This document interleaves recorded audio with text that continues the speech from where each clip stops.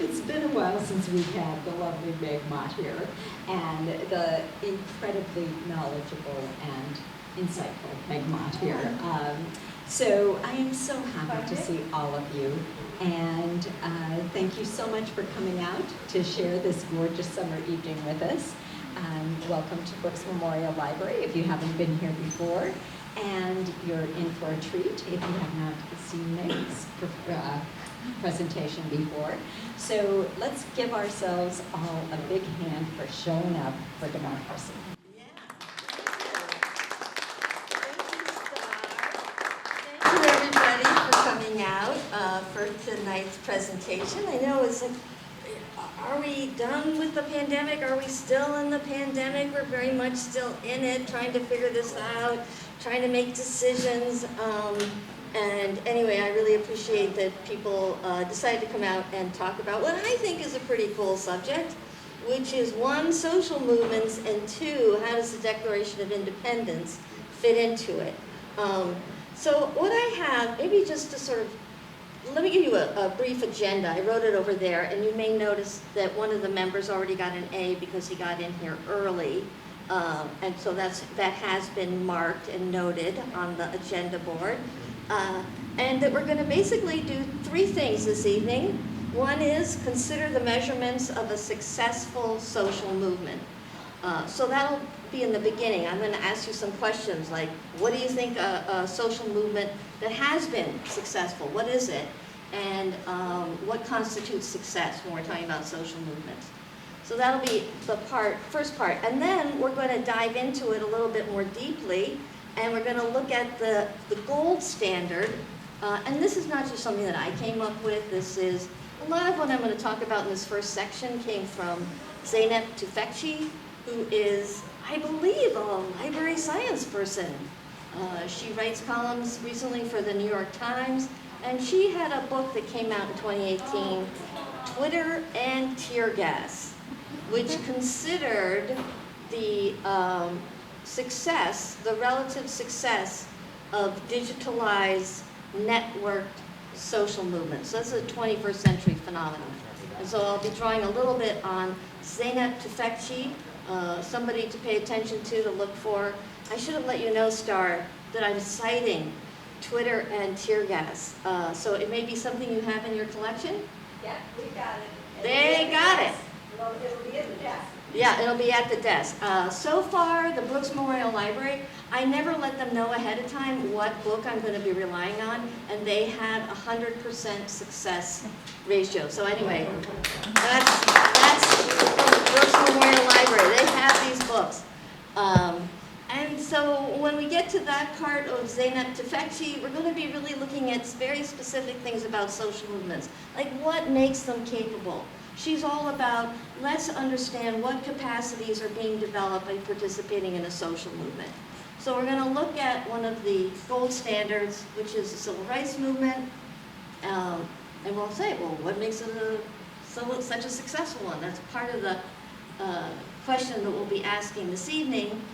And then finally, I'm going to make this plug, and I'll turn off the machine at that point, and we'll get very old school, how the Declaration of Independence can supercharge a social movement and what it's very special. And if you haven't seen the, what's it called, a cootie catcher or a chatterbox. I'm going with chatterbox because the point of this sentence from the Declaration is all about we need to chatter more. So that's how we'll end. I'll turn off the screen, and I also have some zines for people so that we can think about this sentence more deeply. All right, so first of all, maybe in the spirit of democracy, before we look at these machines, I'm curious. Can I come over here and not do feedback? Sure. Yes, I can. What do you all consider a successful social movement? Let's just throw some words out there. Yes, you in the back. Women's suffrage. Women's suffrage. Yes, and what makes you think it was successful? Women got the right to vote, finally. Yeah, we can say that it was successful because it had a very clear goal, and the goal was, look, I got this color for you. The goal, women's suffrage, and the goal was, let's get it, and we got it with the 19th Amendment. It took a while. Yeah. Yeah. Yeah, it took a fair amount of time. How long did it take? 50 years? It 12 took years? 50 years after the 15th Amendment, which gave African American men the right to vote. Oh. So in 1870, you get the 15th Amendment, in which voting cannot be abridged on account of race, color, or previous condition of servitude. And the women think, oh, can't we just throw in sex? Yeah. It's only 3 letters. But no, the girls had to wait 50. So yes, the women's suffrage movement was very successful. Other social movements, let's just throw out a bunch. Yes, and Greenham. South African anti-apartheid movement. Apartheid, is it EID? I think. Yep. Anti-apartheid. And what made that successful? Oh, charismatic leader? Apartheid ended. Oh, I'm going to write that down. Somebody said charismatic leader. Because that is going to be one of those things that we look at. Who said that? Did you say charismatic leader? Yeah, right. And was there something else that made the anti-apartheid movement successful? There was a peaceful transfer of power. Peaceful transfer of power. Ooh, Greeno. Why was that important for you and thinking of it as a successful social movement? Because it's better than a violent transfer of power. Okay. All right. So I'm going to underscore that. Yes, and what's your name? Philip. Philip. Another factor would be international oversight.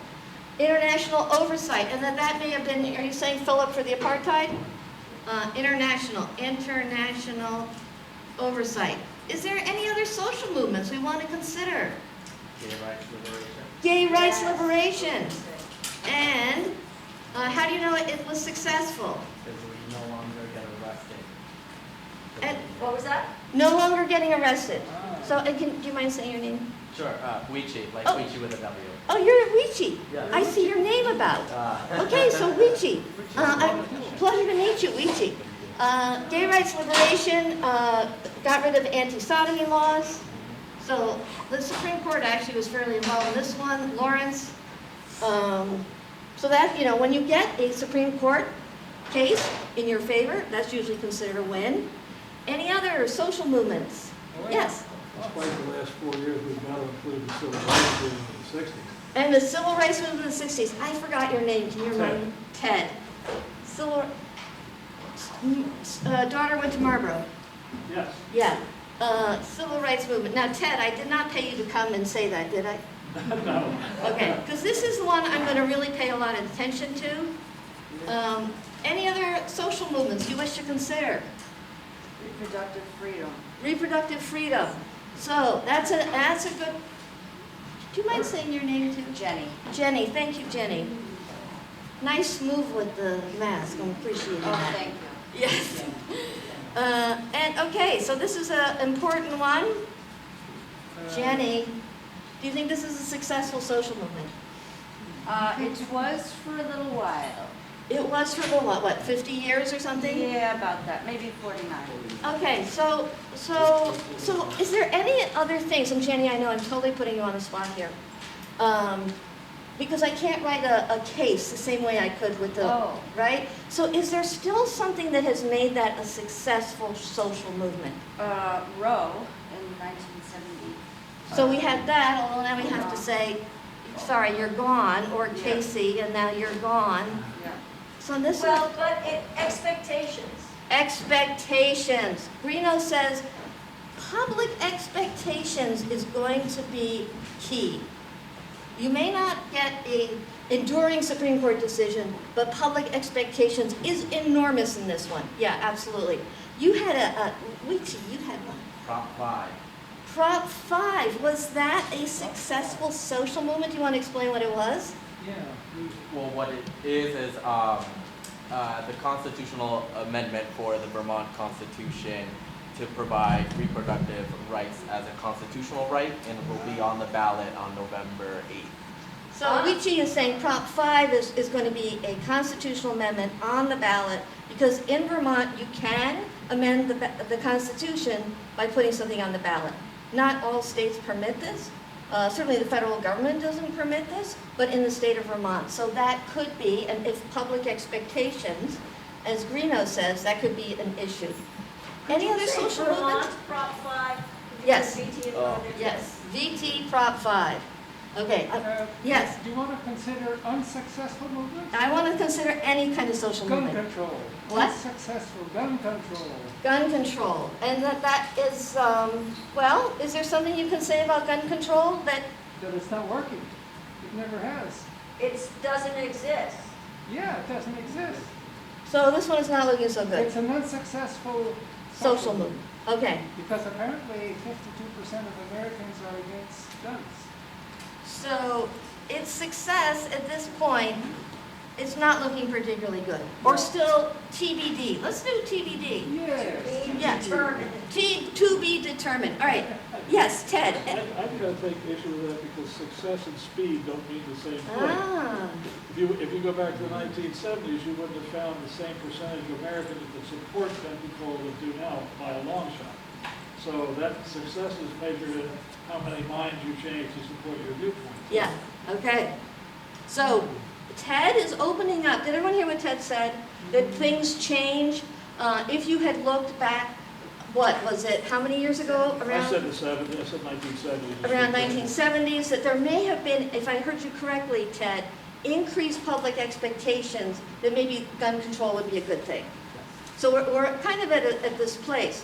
What I really want to lean in on is the notion of what constitutes success, that sometimes we think about it in terms of achieving either legislative or juridical wins, but that's always unsteady, right? The one thing we can say about life is it changes.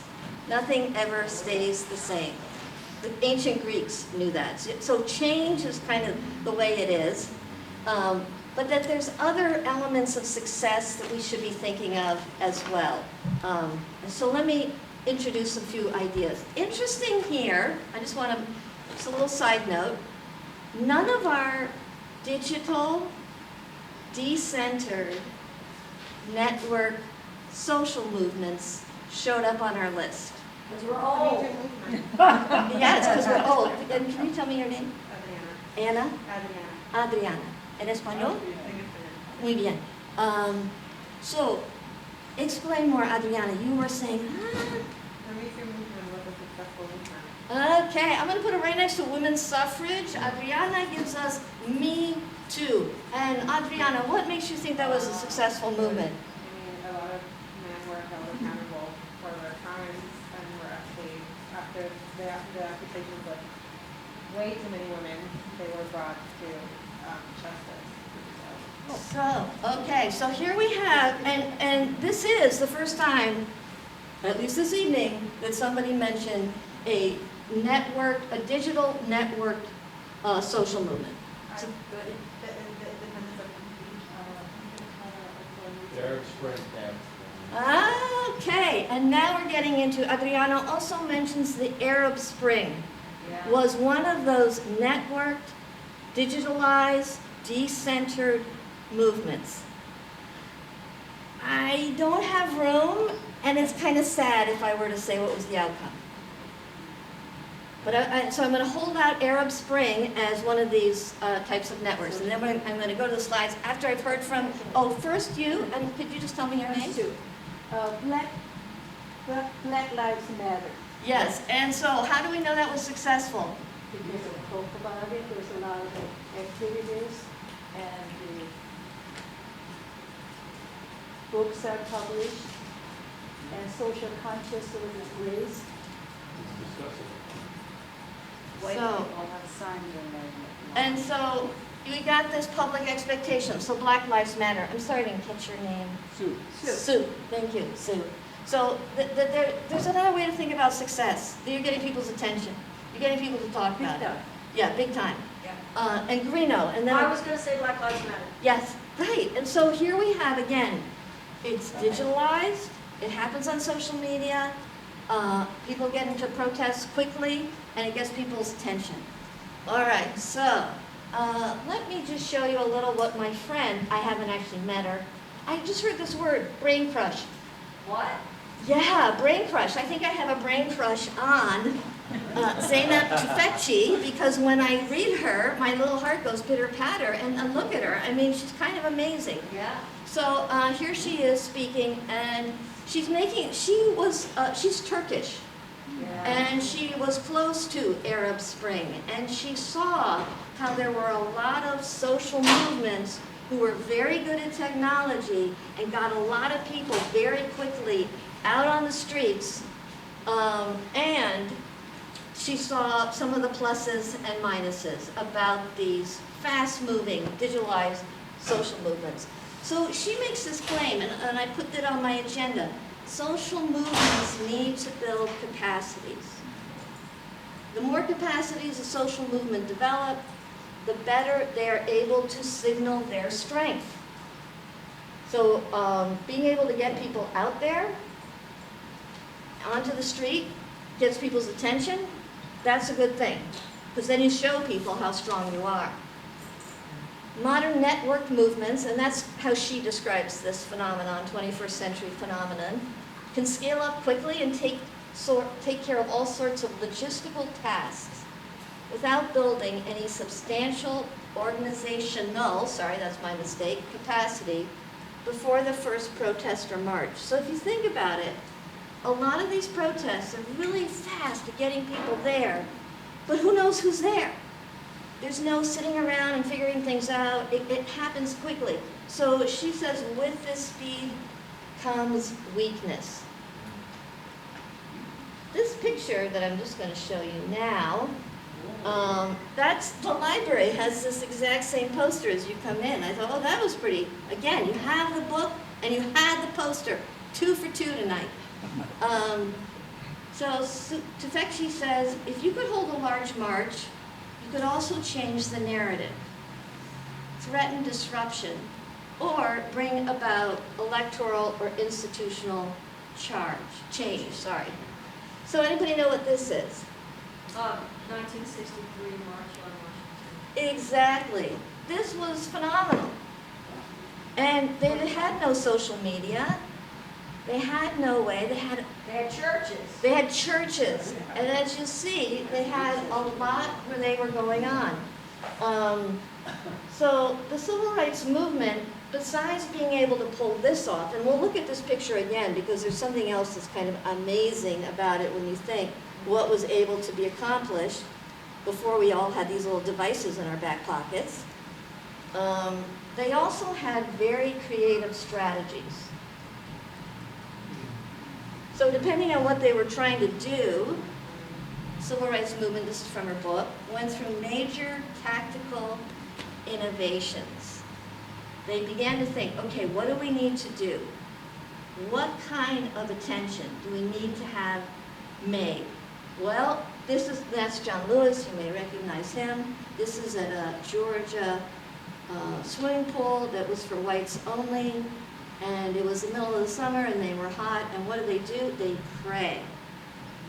So this was a tactic they used. How could they engage in an activity that spoke to people beyond protest?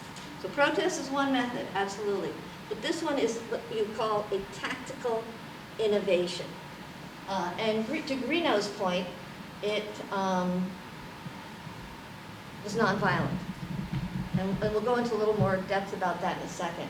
But just to compare that, we didn't even mention Occupy Wall Street. That was kind of 2011, right? It came and it went. We got language out of it, though. Yeah, and what is it? The 1%. The 1%. We are the 99%. What about the 1%? Exactly. So as with Black Lives Matter, it changed some of the way we speak about income, wealth, and equality. Other network movements would devise initial innovative tactics and pull off a spectacular action, but they were unable to change tactics along the way. So that Occupy Wall Street was great. They got people in all these different parts. I mean, there was an Occupy Wall Street in just about every major city. And then they became tent cities. But then they didn't have the wherewithal to change tactics. They had an on or off switch. Either they were there or they weren't. And so, as with some of these other protests, Arab Spring, basically law enforcement or the legitimate force of the police, whether it's the army or whatever, comes in and ends it. So the sad news of Arab Spring was lots of people were out there, and then that became an excuse to increase the power of the authoritarian regime, but it sort of escalated. So I'm not going to say that Occupy Wall Street became an authoritarian regime, but this is a difficulty when you don't have the ability to switch tactics. You either have an on or off. So as I'm sure many of you know, show you a few more slides and then we'll take a slightly different take on this. The nonviolent direct action was actually very complicated. It took a lot of time. A group would figure out where did they want to go and do a protest, and what kind of protest was it going to be. And the first thing they did is they collected facts to determine whether injustices are a lie. So what do you think constitutes an injustice? Let's say you're going somewhere, you're in Georgia and it's hot and it's the summertime and you want to go swimming and it's a whites only pool. Where do you go to make that case that it's unjust? That's that question in a different way. Sure, thank you. What? I'm going to ask the question in a different way. What was his answer? No, that was my question, if you can ask it. Yeah. So how did the civil rights movement determine that an action was unjust?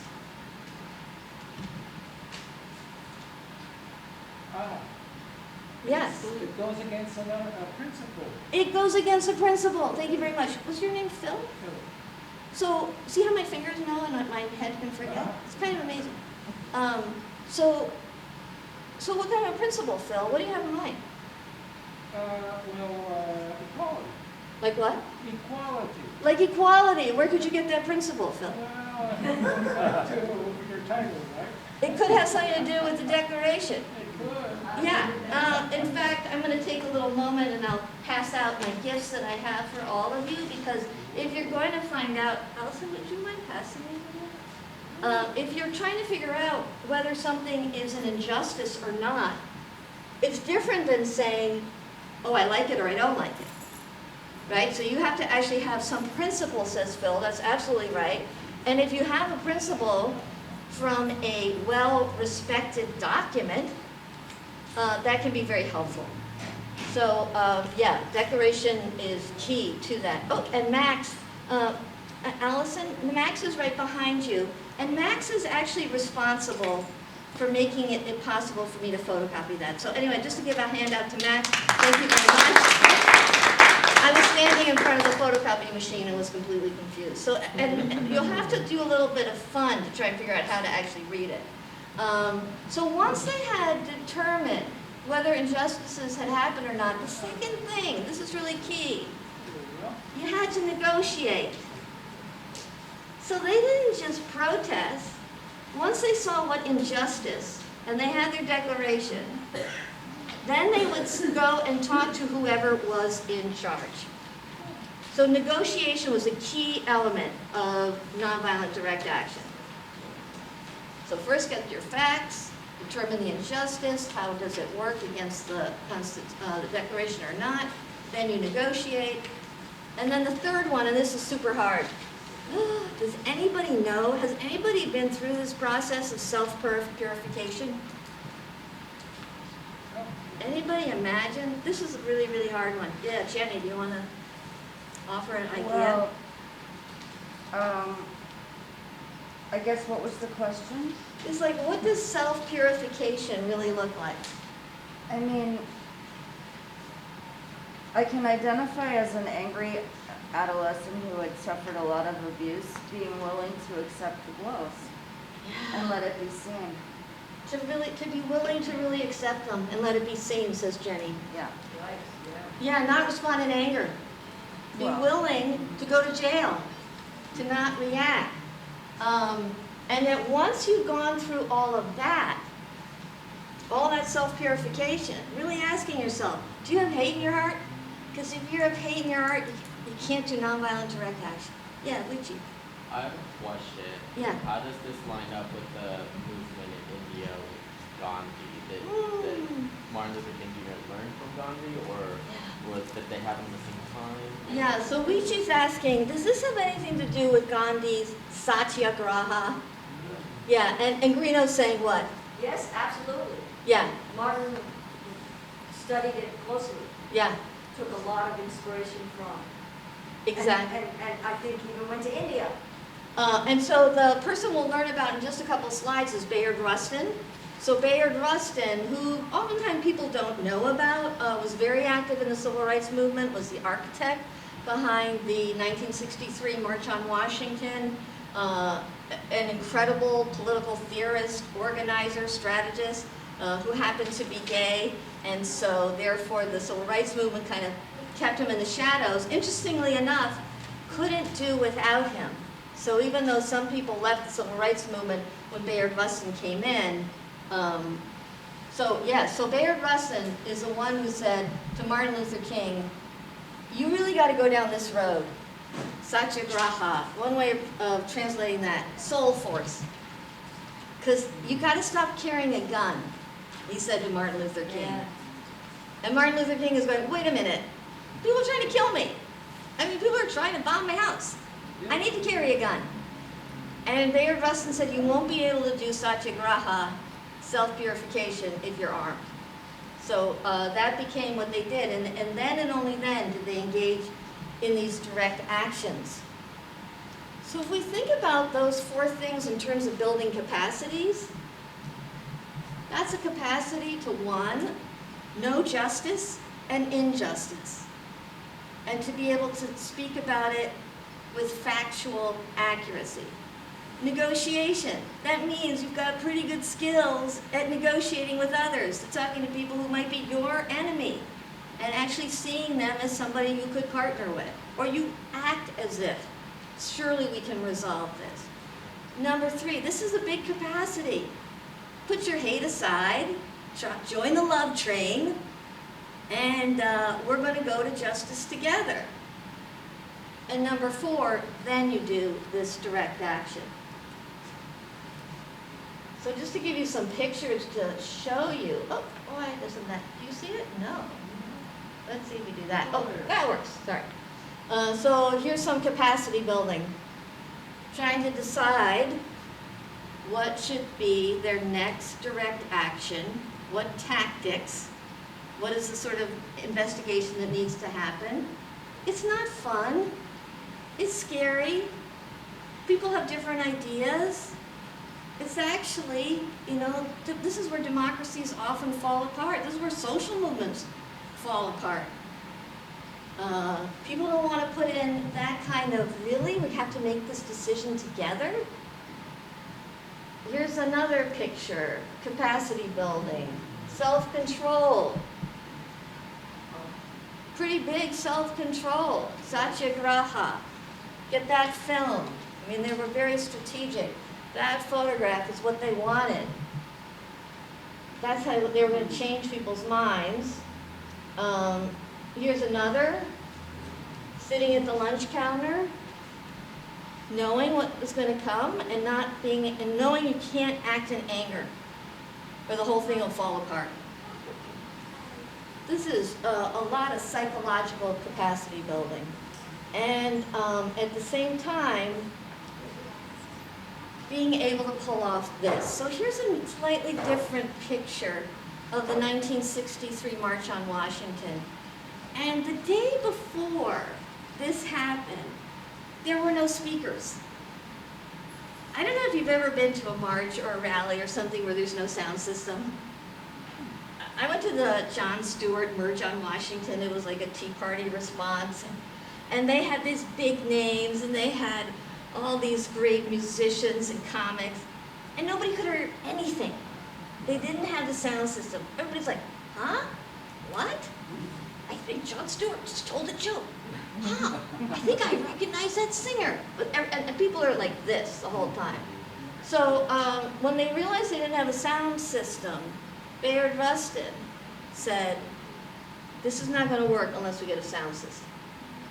And he put enormous pressure on Robert Kennedy, because they had negotiated with the Kennedy administration, and they said, we got to have this. Yes, Greeno.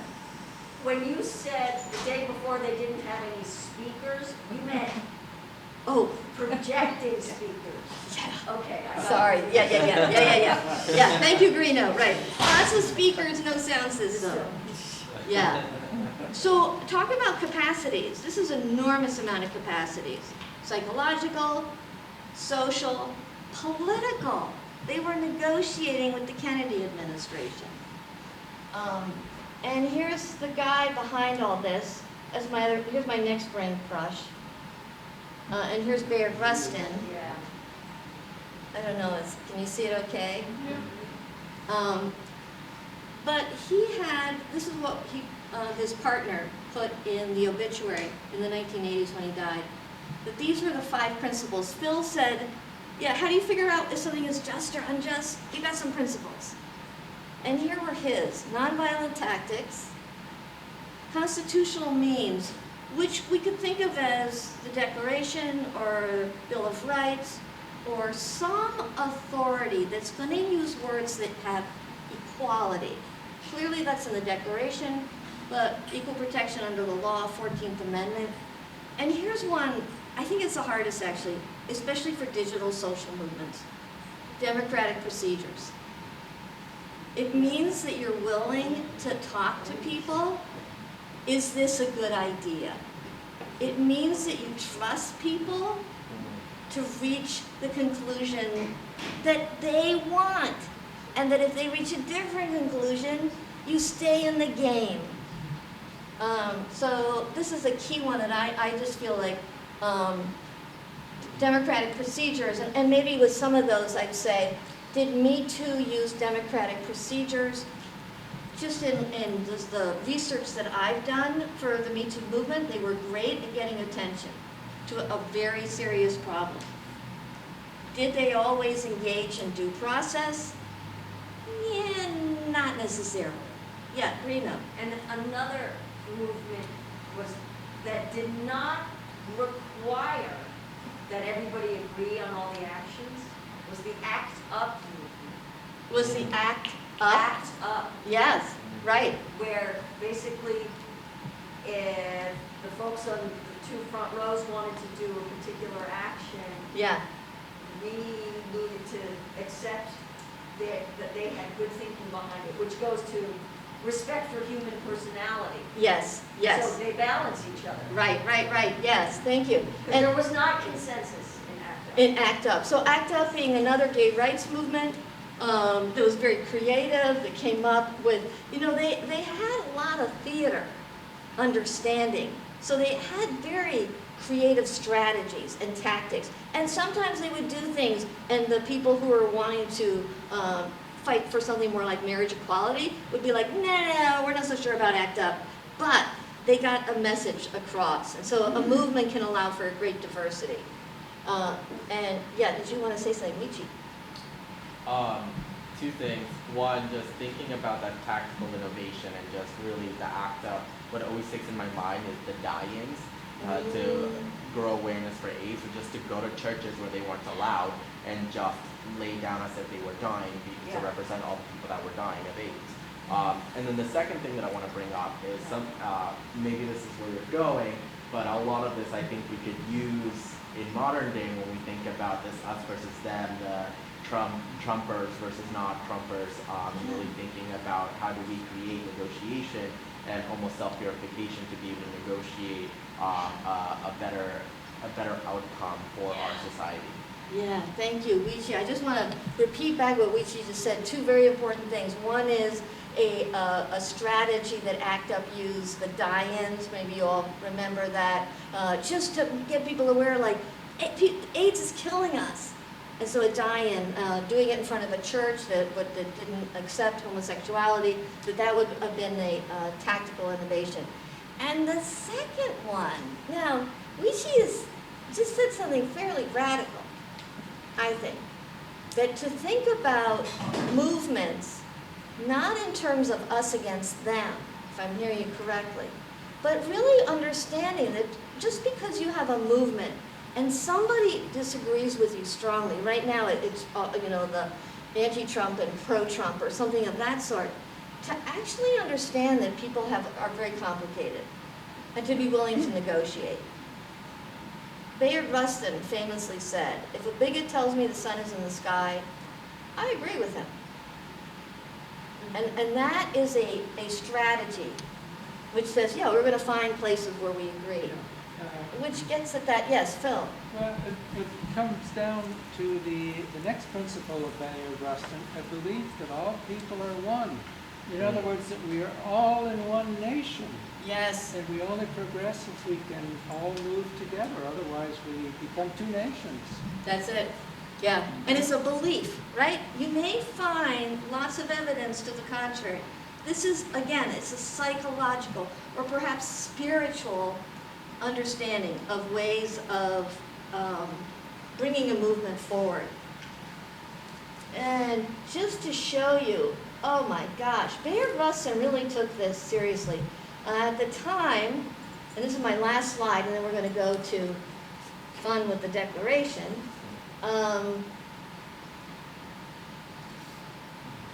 Bayard Rustin was, for the most part, understood to be one of the civil rights leaders' best advocates. He was a skilled debater, and he oftentimes went to places like Howard University or other universities to describe what the civil rights movement was all about. Anybody know who this is? Malcolm X. Yeah, so Malcolm X and the civil rights movement are oftentimes presented as being very at odds with one another. The civil rights movement took a nonviolent approach. Nation of Islam, I'm not going to call it a militaristic organization such as the Black Panthers, but they use more violent language, particularly against their enemies. And so Malcolm X is also a great debater. He learns how to debate in prison.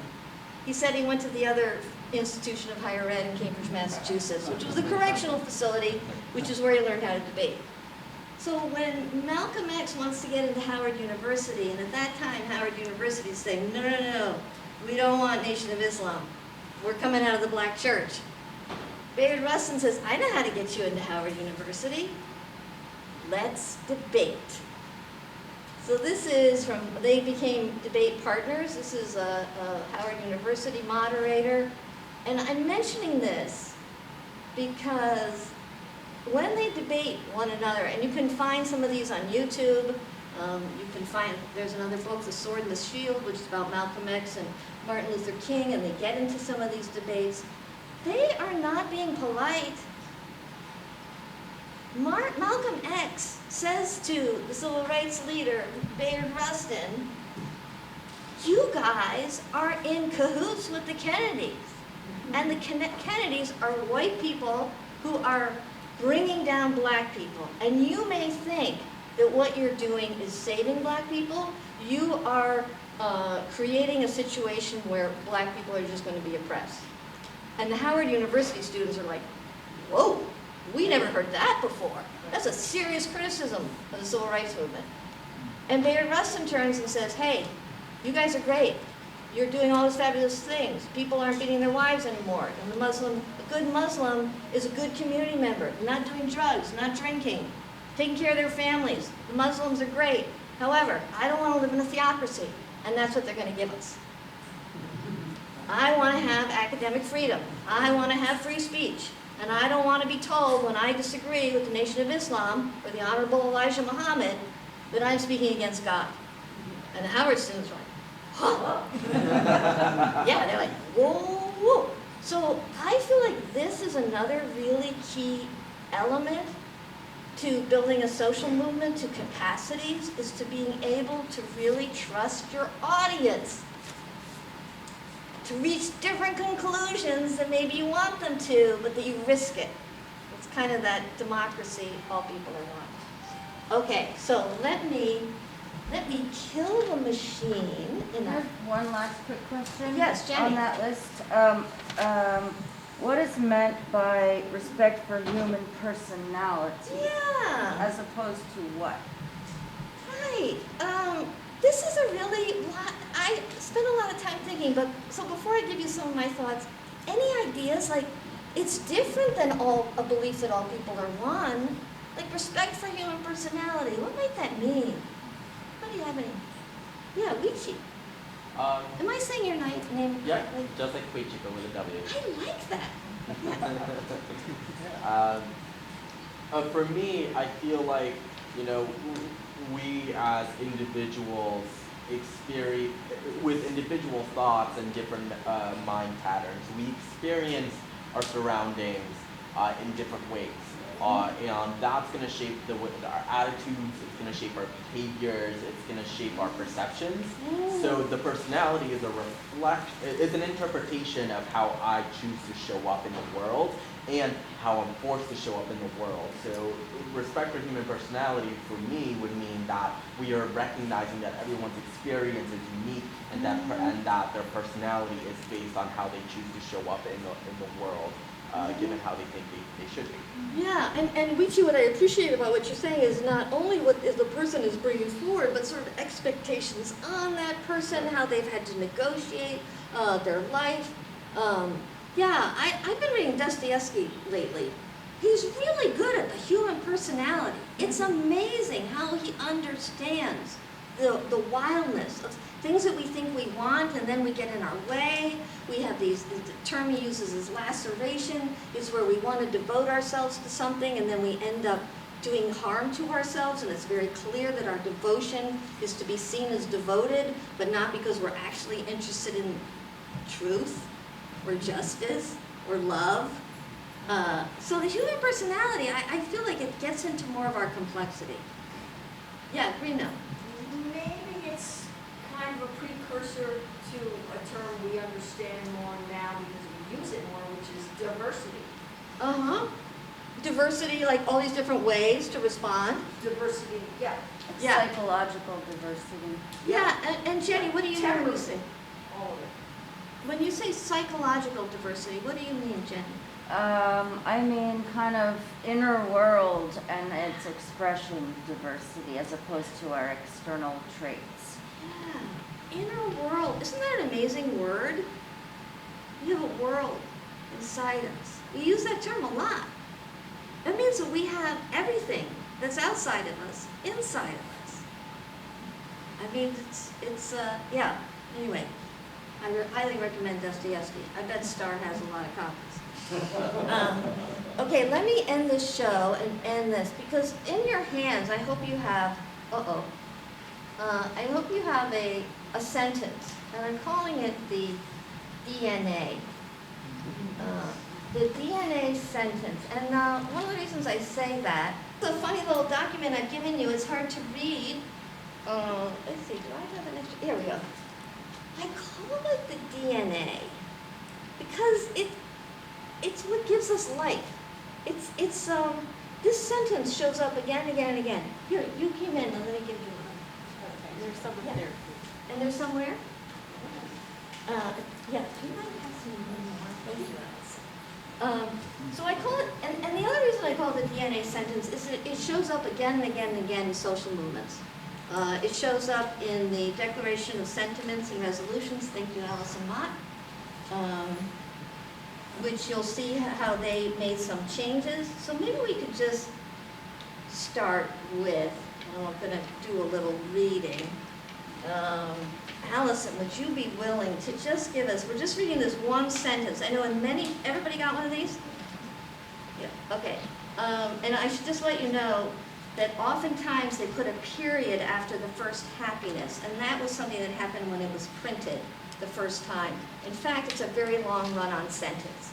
So, and it kind of gets everything, I think, that we need in order to determine whether something is just or unjust, and then how to solve the problem. So, Allison, if you could read the first page. Declaration of Independence, DNA sentence. We hold these truths to be self-evident. Yeah, so we're holding them. I mean, this is why I had to do it this way. You couldn't read it on the screen because then you couldn't hold it. We're holding these truths. And it's self-evident because each one of us in our inner worlds is looking at this thing. Janet, you want to read the next one? That all men and women added in the Declaration of Sentiments and Resolutions in 1848, that all men and women are created equal, that they are endowed by their Creator with certain unalienable rights. Yeah, and that's a wild thing, unalienable. What does that mean? That's why I have my little face here with a question mark. Yeah. Like, what is an unalienable right? Nobody can take it away from you. Nobody can take it away from you. To alienate is to separate. Right, exactly. And so we could say it's the government can't take it away, your neighbors can't take it away, and here's a really hard one. You can't take it away from yourself. No matter what you do, you got it. It's yours. And yeah, so you'll notice as we go forward, you'll see how the women and the suffragists came up with a different, made some variations. Yada, could you read the next one? That among these are life, liberty, and the pursuit of happiness. Yeah, and here, okay, so there's my little head. Political theorist wonders, is it private happiness or public happiness? What's the difference between private, what's your name? Cecil. Cecil. Yeah, so Cecil, what do you think? Is it public happiness or private happiness? Both. Oh, and how do you understand the difference between them?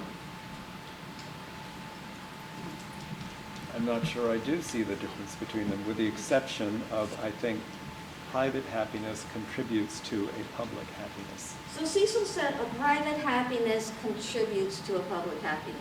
That seems kind of reasonable. Cecil, can you tell us a little more? Why? If you're privately happy, I think you're more likely to contribute to the public good. If you're privately happy, you may be more likely to contribute to the public good. Yes. Yeah. Yes. And Pat. in the other direction, Yeah. if the public as a whole is happy, you personally are probably happier, more at ease. Yeah, so Patrice is saying that if the public is happy, then it could go in the other direction. You might have more private happiness. Yes, and what's your Heavy name? emphasis on the might. Yeah? Heavy emphasis on the might. Right. Because one of the principles of the Chinese Communist Party is public happiness, which doesn't necessarily translate into private happiness. At all. At all. At all. And can you tell me your name? Jim. Jim. So Jim is saying, now let's remember, public happiness can mean all sorts of different things with the Chinese Communist Party. Civility, harmony is what they look for. Civility, harmony. And control. And control. Control, Yeah. Yeah, and what? Stability. right? Stability. Stability, yeah. Yeah. Stability through control. Stability through control. Unity, Yes. harmony. Yeah, well this is, Harmony through control. yeah, and Ted, did you want to jump in? And the private citizen would be happy. Exactly. So this is, and I've just finished 3 semesters of teaching students in China, and this understanding, yeah, of everybody's happy as long as you're conforming to the whole. Yeah. Ted, you want to jump It's a in? hard concept to conceive of in the absolute, because if you're private, what's your private happiness, what you pursue that makes you happy in private, intrudes into the public and runs afoul of what other people feel makes them happy, then you're into a horrible example is I like shooting rats in my backyard with an AR-15. That makes me happy in private. But to take the AR-15, strap it over my arm, and walk down the street, other people aren't so pleased with that. Yeah. So situationally, there are situations, you can't look at it as an absolute because there's going to be compromises as part of society. Yeah. So Ted is, if people hear what Ted was saying about AR-15, killing rats in your backyard, then you take your AR-15 and you wander around, which you can in the streets of Vermont. We're an open carry state, right? I don't know what that was. Yeah, but anyway, that reduces public happiness is what Ted is saying. Yeah, somebody had their hand up here. Oh, it's Phil. Well, it's basically, I see it this way, that the concept of happiness is not common to everybody. People have different versions of what happiness is. Yeah. Like some people believe that if you're very rich, you're happy. Other people believe that if you're very rich, you're unhappy. And Right. so on and so forth. So this happiness, So, Phil is happiness saying is like a- a subjective term? Yes. Yeah. Like So anything. yeah, so like any terms, it can mean different things. So I just, a quick little, there is a way to understand this, which go back to some of my favorite types of people. They would be ancient Greeks. They understood there's two types of happiness. There's private happiness, and happiness here is greatly reduced because it's private. And then there's the real deal, which is public happiness, and that means that you are able to flourish in the public sphere. So when you are in public, you have this beautiful thing that happens to you. You have this ability to speak and be heard. And others will maybe disagree, and then others will hear. So that for the Greeks, this is what mattered, public happiness. It was deliberation. It was being around other people who thought different thoughts and having this whole argument. And being heard. Whereas over here, it was, Hannah Arendt would call it, the tyranny of necessity. Basically, you're taking care of your immediate needs. It's where you take care of babies, you take care of old people, you feed, and you are driven by necessity. And unfortunately, women, children, and slaves were stuck here in the private sphere, which is why they were had to be thought of as lesser, that they actually liked being over here, and that only free men could go here and engage in this. So when Jefferson is writing this, he didn't write public happiness in the last version, but he had written about public happiness. That he understood this thing called happiness as something that happened in public where people were talking and being heard.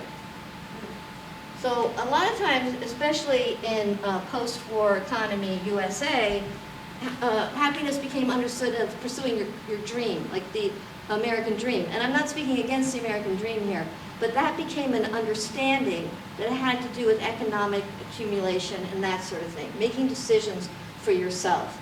But when Jefferson wrote these words, he had this ancient Greek idea, public happiness. So this is something that cannot be alienated from us. We like to talk. We like to be heard. We like to actually hear different points of view. Even though at times we may say, no, we don't. There's something about when we do hear a new idea, it's actually energizing. Okay, so we had got to Yada. Did you do the next one?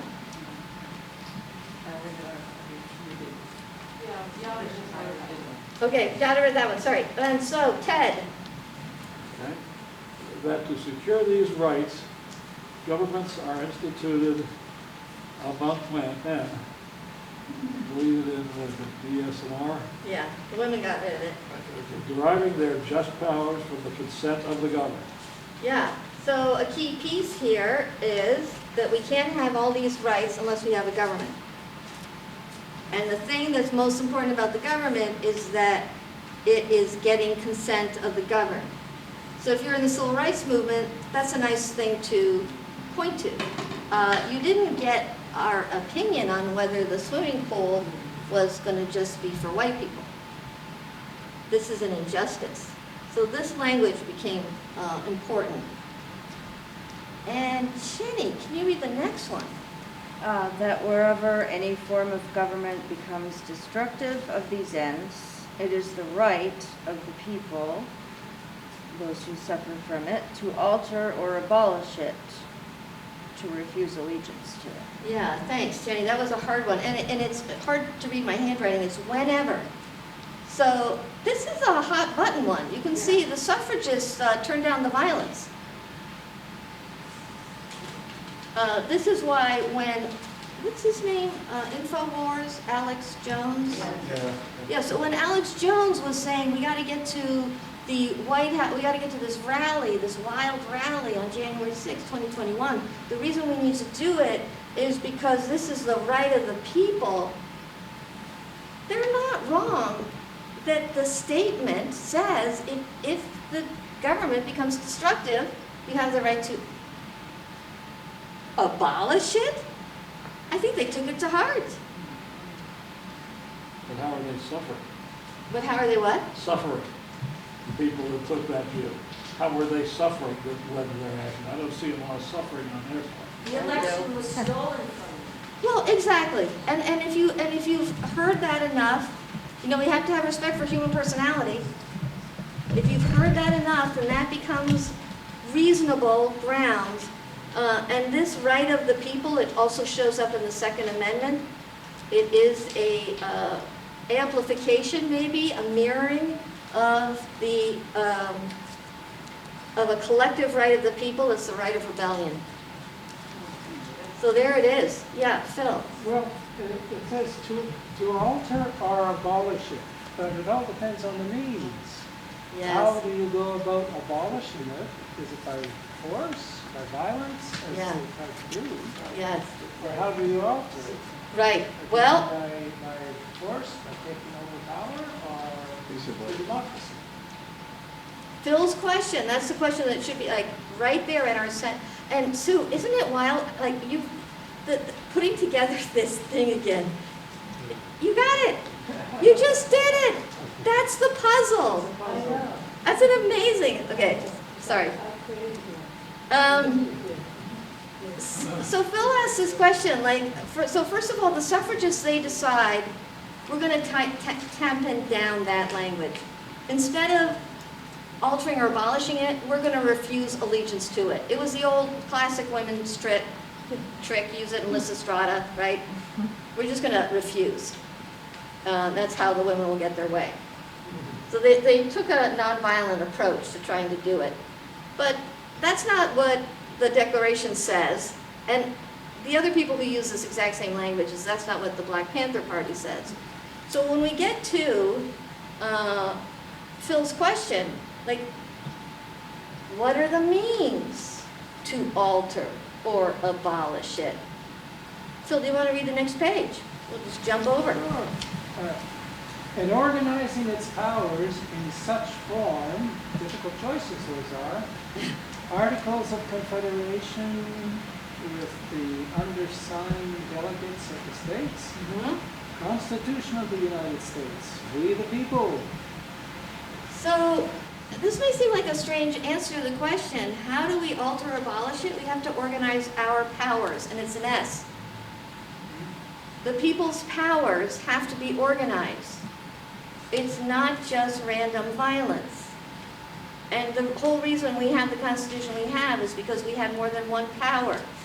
We had a legislative power and a judicial power and an executive power. So there was going to be this division of powers because we have three kinds. So we have to have it and we have to organize it. And Sue, do you want to read the next page?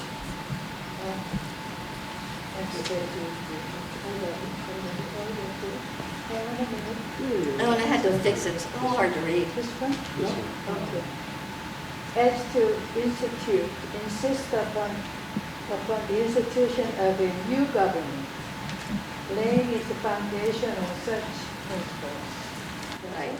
Thank you. And so again, the women did not feel like they could actually institute a new government, so they were going to insist upon it. So that mentality that women were going to operate through their men even was in their own declaration.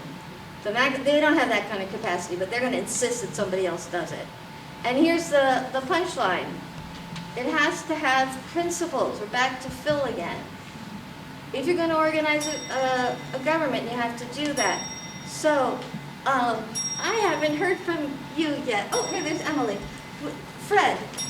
Yes, would you read the last one? So the principles, Yes. as to them shall seem most likely to affect their safety and happiness. These principles are not written in stone.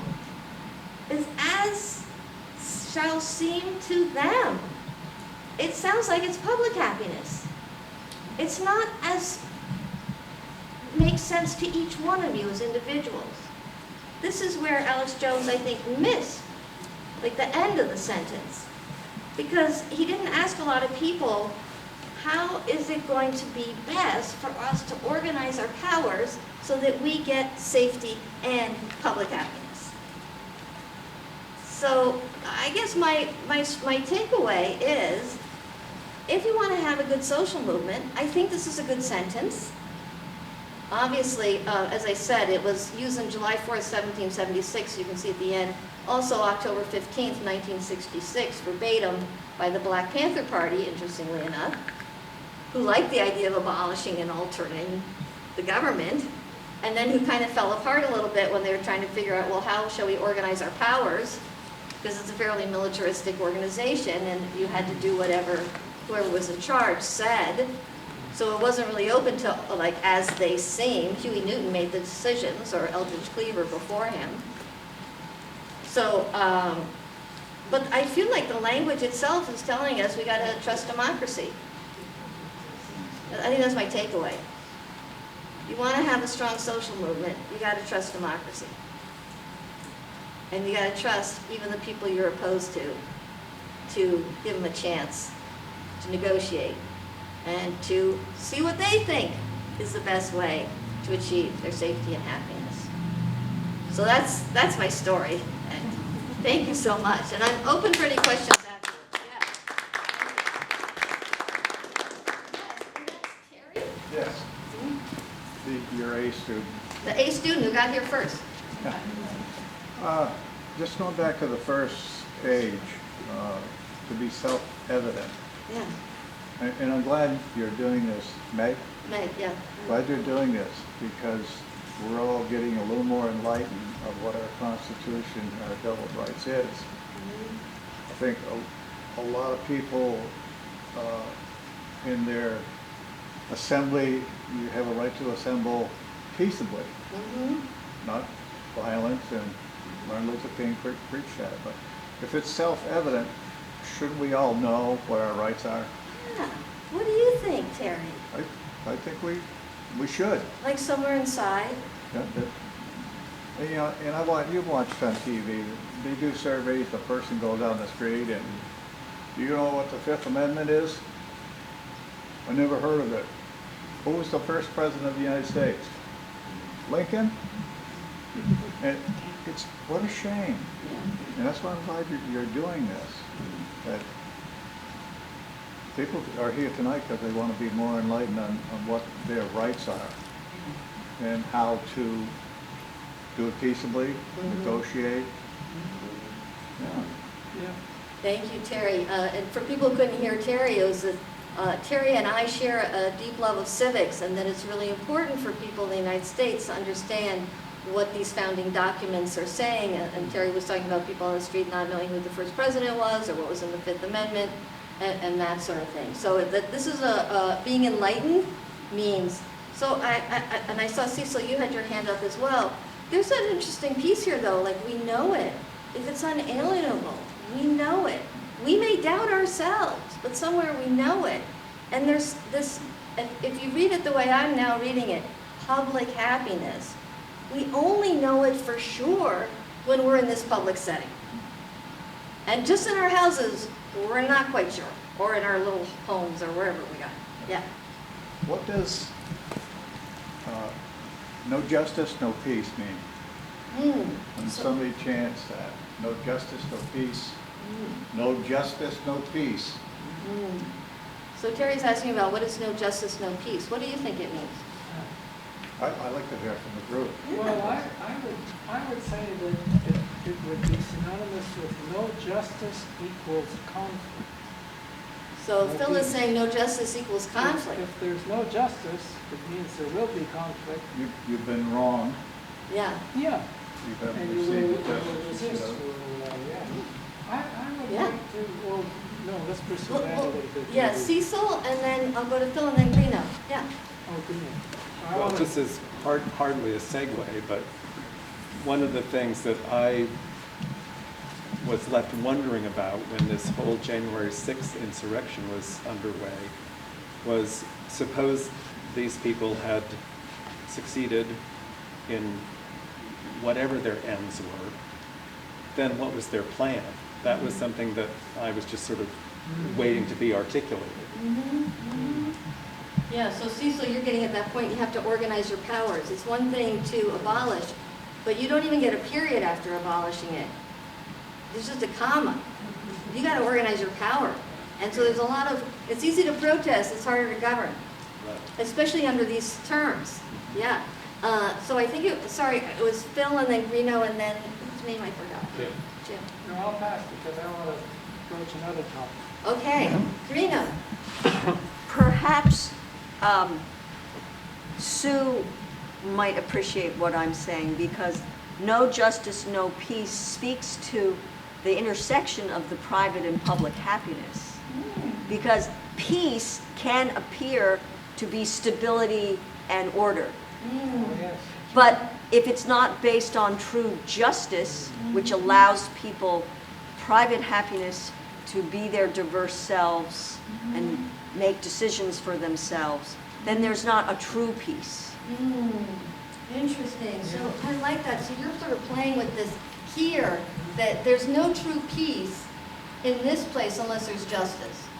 People have to be able to, and justice is a whole bunch of things. It's like, yeah, you can speak and you can't threaten to the point where you are scaring people and they leave the public sphere. Yes, you can persuade using all sorts of methods to do that, but you can't intimidate so somebody leaves the public sphere. And you can't leave a huge percentage of the population out of that public happiness opportunity. Right, yeah, right, exactly. Jim, what were you next in line? Well, two comments. One to build on that is that if you have no confidence in the system of justice, the rule of law, then you tend to take law into your own hands, which is pretty close to where we're going right now, which is why everybody thinks it's their own personal right to own a military weapon. The second part is people forget in civics education that Jefferson said that a well-educated citizenry is the foundation of the democracy. And that they also forget that between 1775 and 1789, was a lot of negotiation as to what we were going to look like as a nation. 1789 being the signing of the Constitution. The Federalist Papers, has anybody read those? The Federalist Papers, yeah, right. 2,000 pages? Yeah. And it's even shorter than that, I think. It's pretty little.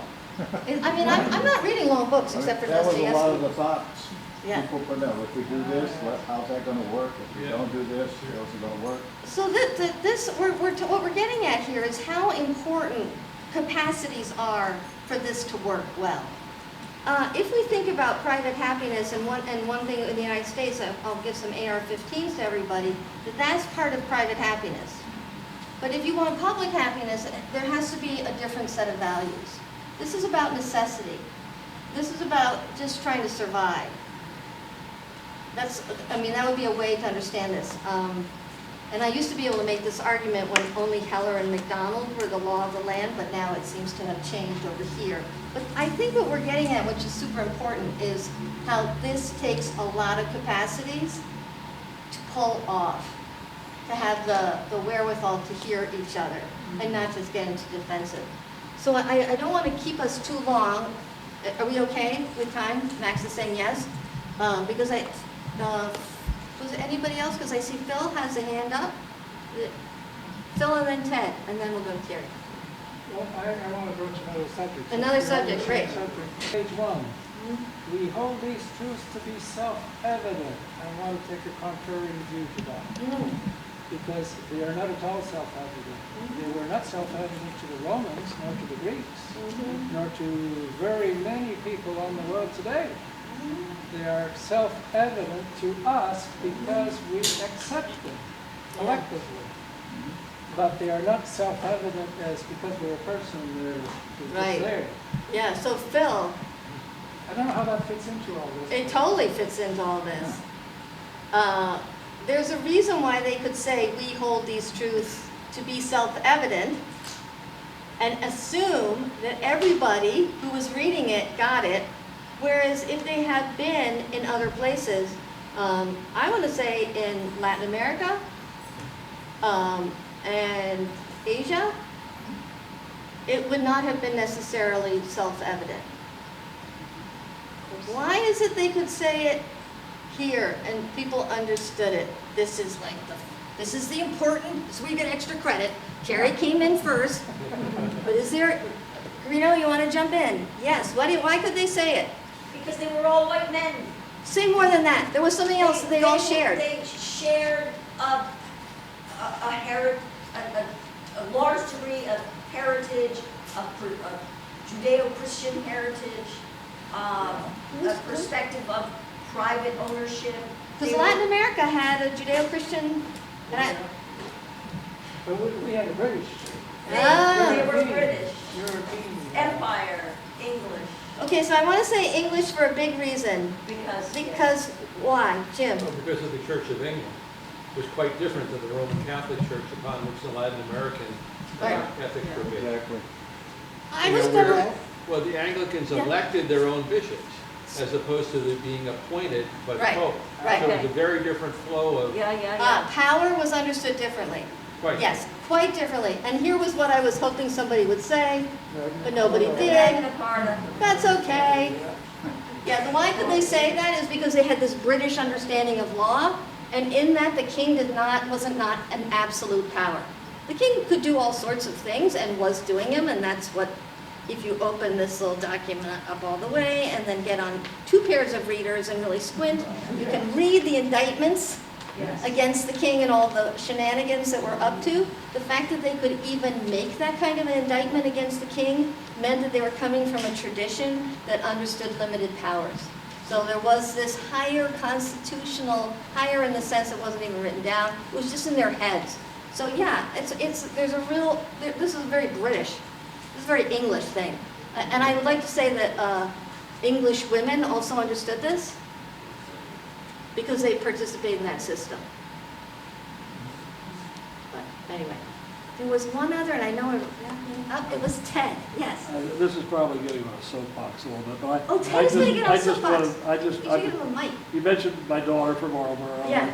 I talk with her and my son all the time, and one of the most disturbing things I'm hearing, which ties into pursuit of happiness, is what is the way under what they envision the Declaration or the Constitution of achieving pursuit of happiness? It's at the ballot box. It's the only way you can get it, is by the vote. And they are so disillusioned of the 40 and under generation because they don't see change in Washington. They see Congress that is unable to accomplish anything. All the things that mean something to them in terms of progress in society are not getting done. And I say to them, but if you voted in the same percentages as your parents and grandparents do, you could change the whole thing in two elections. And I think a lot of us here probably have children or grandchildren of voting age, or know people that do. And the best thing all of us can do is go out there and just encourage them. If you're not ready to vote, what's wrong with you? You see what's happening, you hate what's happening, but there's only one way you can change it, and that's my soapbox. So Ted's soapbox is go out and vote. And here's where I want to say this is why tonight's presentation was not on the Electoral College and federalism. It was on the Declaration of Independence before we had a constitution and capacities. We the people is like a social movement. And can we build these capacities? So I hear younger generation may feel like things are going backwards, how can they go forward? If what we're thinking about is our successes, and we're not thinking about building our capacities, we are going to be very unhappy. I think the opportunity for building our capacities exists right now, as much as it did in 1776, right? Because we didn't even have a government. But yeah, that's why I go for, this is our DNA. I know Reno, and then I'll give Terry. Yeah. Ricci, who left, Yeah. is an example of a younger person working to expand capacities. He is running for state senate for Windham County. And that's a good soapbox. Thank you very much. Yeah, so in case you didn't know, here was a candidate we had, who probably had to go off to a campaign rally or something. Who knows? Yes, and Terry, I'll give you the last word. Oh, good. Two-part, last word. It says that we have the right of pursuit of happiness. Does it mean we have a right to happiness? Mm-hmm. We have to pursue. Mm-hmm. And the last part, no justice, no peace. So on the no peace side, does it give us a right to riot, to smash windows, to burn things, to wreck people's property, to interfere with their right of privacy? Or Yeah. to assemble peaceably? Right.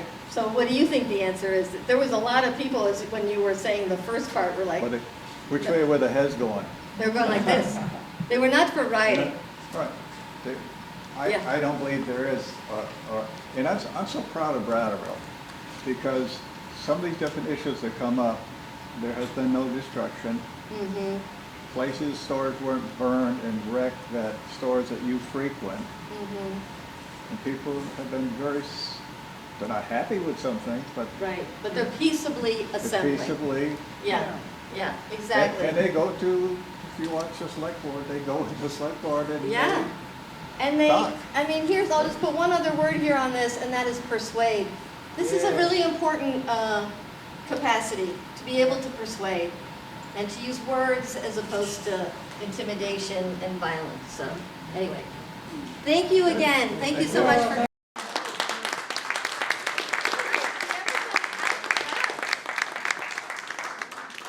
Thank you, Meg, and thank you, all of you, for making this such a spirited, interesting evening. My goodness, we couldn't have done it without everybody in this room. So thank you all for coming, and we have books, if you'd like to check out books. Oh, the Sword and the Shield. You got all of them. Absolutely. And they Oh, have book tea. yes, we have books, we have the poster, and we have Max to help us, so thank goodness.